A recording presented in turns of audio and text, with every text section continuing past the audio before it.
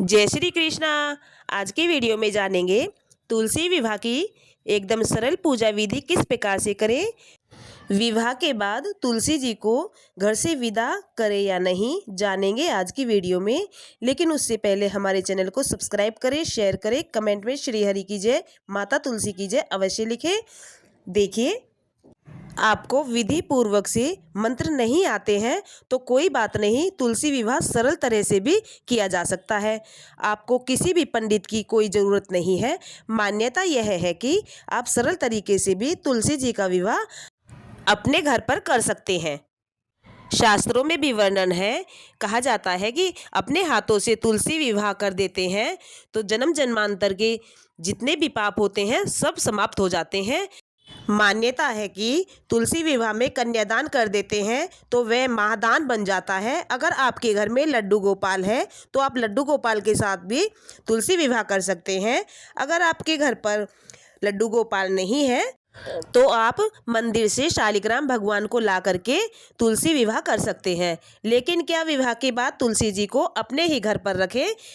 नहीं, अगर आप मंदिर से लाए हुए शालिग्राम के साथ विवाह कर रहे हो तो आपको तुलसी जी को उनके साथ ही विदा करना होगा। मंदिर में वैसे तो हर घर पर लड्डू विराजमान रहते हैं, लेकिन आप अपने लड्डू गोपाल के साथ तुलसी विवाह कर रहे हो तो माँ लक्ष्मी जी सदैव स्थायी रूप में आपके घर में वास करती है। लड्डू गोपाल की कृपा आप सभी के ऊपर सदैव बनी रहेगी। देव उठनी एकादशी यानी प्रबोधनी एकादशी के दिन से ही अगर आप इस पूजा का फल आप सरल रूप से करना चाहते हैं तो तुलसी विवाह अपने हाथों से अवश्य से ही करें। लेकिन देखिए, ये शुभ कार्य उस दिन किया जाता है जिस दिन एकादशी पर्व द्वादशी तिथि से युक्त होती है और दशमी युक्ता एकादशी पर नहीं किया जाता है। इस दिन विवाह को कार्तिक पावन माह में प्रदोष काल में पूर्णिमा के दिन यह शुभ कार्य शुभ मुहूर्त देखकर ही किया जाता है। इस बात का ध्यान अवश्य रखें। आगे की जानकारी इस प्रकार से है, इस विवाह महोत्सव के अवसर पर शुभ तैयारी किस प्रकार से करें और किस तरह से करें। तो देखिए, शाम के समय जिस जगह पर तुलसी विवाह किया जाता है आप उस जगह को साफ स्वच्छ कर ले, पवित्र करके गाय के गोबर से लीप ले, रंगोली बनाए, चौक पूर ले और गमले को अच्छे से सजा ले।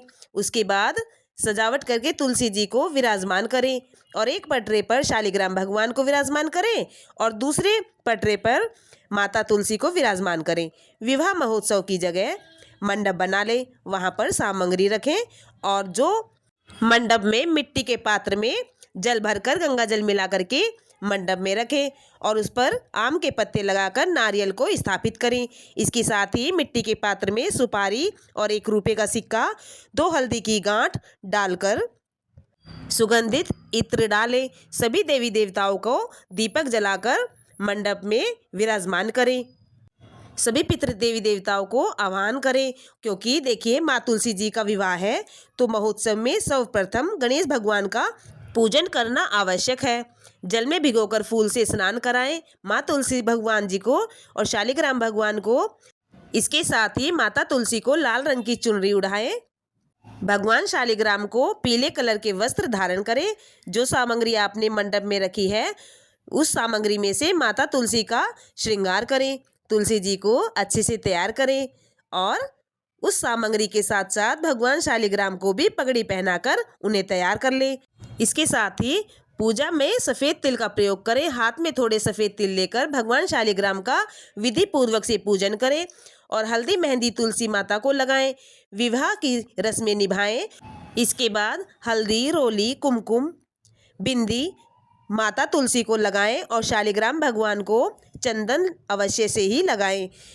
भगवान श्री हरि को पीला रंग अत्यंत ही पसंद है और पीले फूलों की माला भगवान शालिग्राम को पहनाएं और लाल रंग की फूलों की माला को तुलसी माता को पहनाएं। इसके साथ ही गठबंधन में विधि पूर्वक से हल्दी की 2 गांठ, सुपारी, सफ़ेद तिल और दक्षिणा रखकर गठबंधन की रस्में शुरू करें। इसके साथ ही हवन कुंड में हवन की सामग्री डालकर अग्नि प्रज्वलित करें। 7 आहुति घर पर सभी सदस्य देकर इस रस्म को निभाएं। इस तरह से ओम नमो भगवते वासुदेवाय का मंत्र बोलते हुए आहुति दें। ओम पित्रो ओम पित्राय नमः, इस तरह से मंत्र बोलते हुए सभी घर के सदस्यों को आहुति देनी है। इसके साथ ही अगर आप जोड़े से तुलसी विवाह कर रहे हैं तो पति के हाथों में शालिग्राम भगवान लेकर और अपने हाथों में तुलसी माता को गोद में उठा करके उनके 7 फेरे लगवाएं। अगर जोड़े से इस विवाह को नहीं कर रहे हो तो आप इस रस्म को अकेले में भी कर सकते हैं, और अगर ऐसा संभव नहीं है तो आप अकेले में ही इस विवाह की रस्म सहित पूर्ण को अपने संग सहेलियों पड़ोसन के साथ इस विवाह की रस्मों को निभा सकते हैं।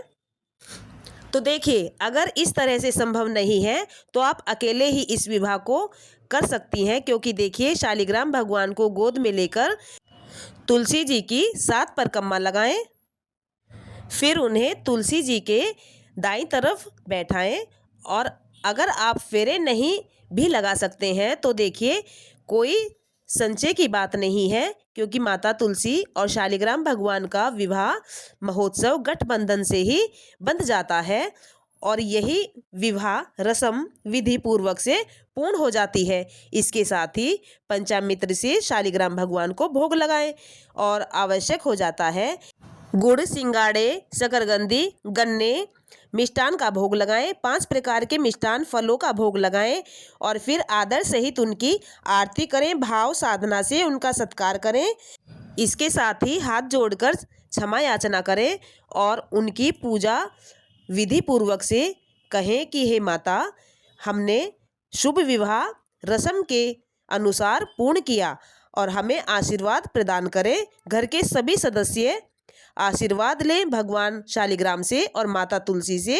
इस प्रकार से झोली फैलाकर भगवान के आगे हाथ जोड़कर मांगते हुए उनसे आशीर्वाद अवश्य से ही लें और भोग प्रसाद को अर्पित किया हुआ सभी जनों में बांट दें और खुद भी ग्रहण करें। मान्यता है कि इस दिन दान दक्षिणा अपने सामर्थ्य के अनुसार भी देने का विधान है। तो देखिए, आप जरूरतमंदों को अन्न का दान, चावल का दान और दक्षिणा का दान, किसी ब्राह्मण को भोजन खिलाने का दान आप कर सकते हैं।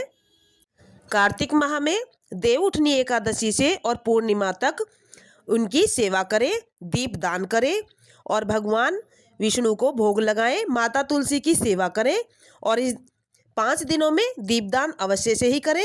शास्त्रों में भी वर्णन है कि विष्णु भगवान और सहस्त्र पाठ करने का अत्यंत ही फलदायी शुभ होता है। इस तरह से विवाह की संपन्न विधि पूर्ण होती है और देखिए आप बड़े ही सरल तरह से तुलसी विवाह कर सकते हैं।